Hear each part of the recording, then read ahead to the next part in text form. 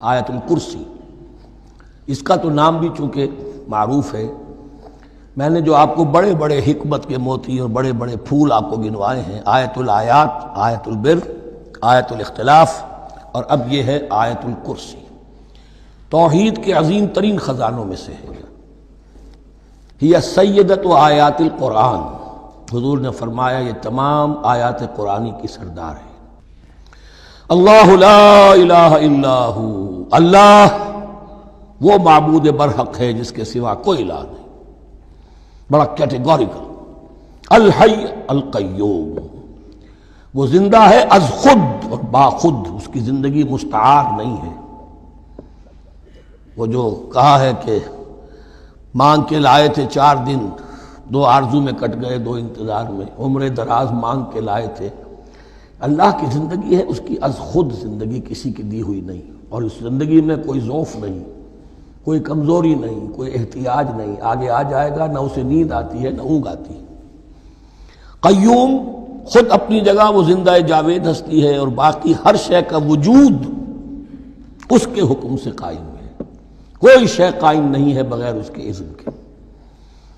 تو گویا کہ احد اور الصمد، اللہ اپنی جگہ احد لیکن باقی پوری کائنات کے لیے صمد ہے، جو سورہ اخلاص میں 2 الفاظ آئے ہیں، قل هو اللہ احد اللہ الصمد، اللہ حی ہے اور قیوم ہے۔ لا تاخذہ سنۃ ولا نوم، اس پر غالب نہیں ہو سکتی نہ نیند نہ اونگ۔ لہ ما فی السماوات و ما فی الارض، آسمانوں اور زمین میں جو کچھ ہے اسی کا ہے، ملکیت تامہ، ملکیت حقیقی اس کی ہے۔ من ذا الذی یشفع عندہ الا باذنہ، کون ہے وہ جو شفاعت کر سکے اس کے پاس مگر اس کی اجازت سے۔ اب یہ مقام آیا ہے سورہ بقرہ میں پہلی مرتبہ، 3 مرتبہ کیٹیگوریکل ڈینائل کے بعد، کوئی شفاعت نہیں، کوئی شفاعت نہیں، کوئی شفاعت نہیں۔ یہاں بھی جو انداز ہے بہت ہی جلالی انداز ہے۔ منظر الذی، کس کی یہ حیثیت ہے، کس کا یہ مقام ہے، کس کو یہ زور حاصل ہے کہ وہ اپنے اختیار کے بل پر، جو اپنی حیثیت کی بنیاد پر شفاعت کر سکے؟ ہاں، جس کے لیے اللہ اجازت دے دے۔ استثناء کے ساتھ شفاعت کا یہاں پر پہلی مرتبہ آیا، ورنہ سورہ بقرہ کے 6 رکوع کی دوسری آیت، وَاتَّقُوا يَوْمًا لَا تَجْزِي نَفْسٌ عَن نَفْسٍ شَيْئًا وَلَا يُقْبَلُ مِنْهَا شَفَاعَةٌ وَلَا يُؤْخَذُ مِنْهَا عَدْلٌ وَلَا هُمْ يُنصَرُونَ۔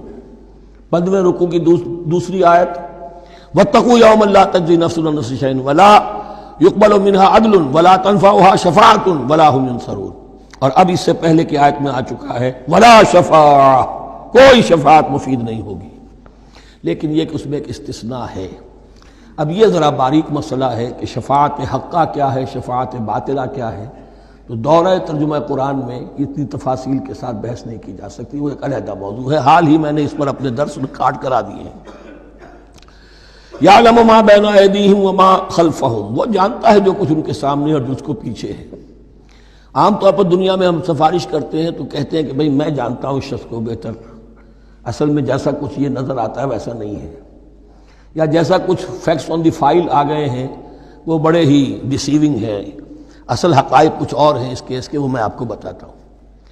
یہ بات اللہ کے سامنے کون کہہ سکتا ہے، جبکہ اللہ تو جانتا ہے جو کچھ ان کے سامنے اور جو کچھ ان کے پیچھے ہے، اور ان کا حال یہ وَلَا يُحِيطُونَ بِشَيْءٍ مِّنْ عِلْمِهِ إِلَّا بِمَا شَاءَ، اور وہ احاطہ کر ہی نہیں سکتے اللہ کے علم سے کسی شے کا سوائے اس کے جو اللہ چاہے۔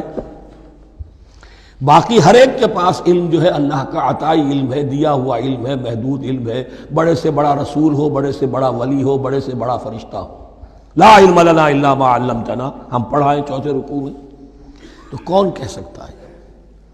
من ذا الذی یشفع عندہ الا باذنہ یعلم ما بین ایدیہم وما خلفہم ولا یحیطون بشیء من علمہ الا بما شاء وسع کرسیہ السماوات والارض، اس کی کرسی تمام آسمانوں اور زمین کو محیط ہے۔ اب کرسی کے 2 مفہوم یہاں ہو سکتے ہیں، ایک تو یہ کہ اس سے جو معنی مراد ہے، یعنی اس کا اقتدار،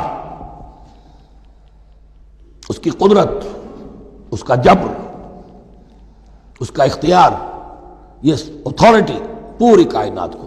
ایک یہ بھی ہو سکتا ہے کہ اللہ تعالیٰ کے لیے ہم نہیں جان سکتے، یہ آیات متشابہات میں سے ہے کہ کوئی شے بھی ہو واقعتاً جس کو ہم اسے کرسی کہہ سکیں، عرش، کرسی، ان سب کے بارے میں یہ دونوں باتیں ذہن میں رکھیے یہ بھی ہو سکتا ہے کہ ان کی کوئی مجسم حقیقت ہو جو ہمارے ذہن سے، ہمارے تخیل سے ماورا ہے، اور یہ بھی ہو سکتا ہے اس سے استعارہ مراد ہو، اس کا اقتدار و اختیار آسمانوں اور زمین پر چھایا ہوا ہے۔